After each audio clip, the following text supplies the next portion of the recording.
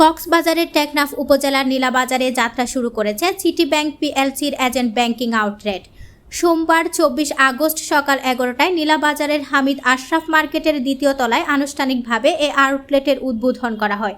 উদ্বোধনী অনুষ্ঠানে সভাপতিত্ব করেন মেসার্স ইমন এন্টারপ্রাইজের স্বত্বাধিকারী ও সিটি ব্যাংক নীলা আউটলেটের চেয়ারম্যান নুরুল আমিন চৌধুরী।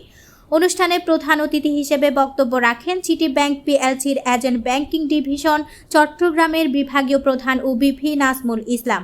বিশেষ অতিথি হিসেবে উপস্থিত ছিলেন সিটি ব্যাংক পিএলসির এজেন্ট ব্যাংকিং ডিভিশনের এরিয়া ম্যানেজার মোহাম্মদ নূর এবং বাংলাদেশ পুলিশের অবসরপ্রাপ্ত কর্মকর্তা ও ব্যবসায়ী সেন থুয়েনকে। এ সময় উদ্বোধনী বক্তব্য রাখেন নীলাবাজার ব্যবসায়ী কল্যাণ সমিতির সাধারণ সম্পাদক আবু বকর আল মাসুদ। এছাড়া বক্তব্য রাখেন বিশিষ্ট শিক্ষানুরাগী ও সমাজসেবক সেলিম শিকদার। অনুষ্ঠানে নীলাবাজারের বিশিষ্ট ব্যবসায়ী নুরুল ইসলাম, দিলদার আহমদ খোকন, মঈনুদ্দিন ও নাসির উদ্দিন সহ স্থানীয় ব্যবসায়ী ও গণ্যমান্য ব্যক্তিরা উপস্থিত ছিলেন। অনুষ্ঠানটি সঞ্চালনা করেন সিটি ব্যাংক এজেন্ট ব্যাংকিং নীলা আউটলেটের ইনচার্জ মং খিং থৌ।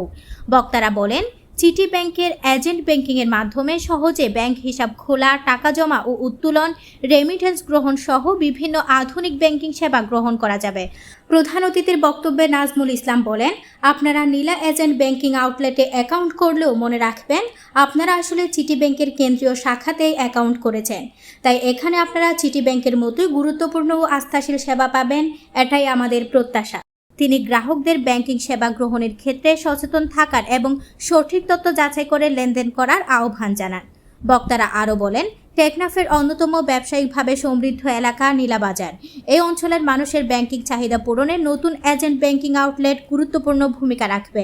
তাদের প্রত্যাশা, গ্রাহকদের সেবা ও সততার সঙ্গে কার্যক্রম পরিচালনার মাধ্যমে মানুষের আস্থা ও বিশ্বাস অর্জন করবে সিটি ব্যাংকের নীলা এজেন্ট ব্যাংকিং অ্যাকাউন্ট।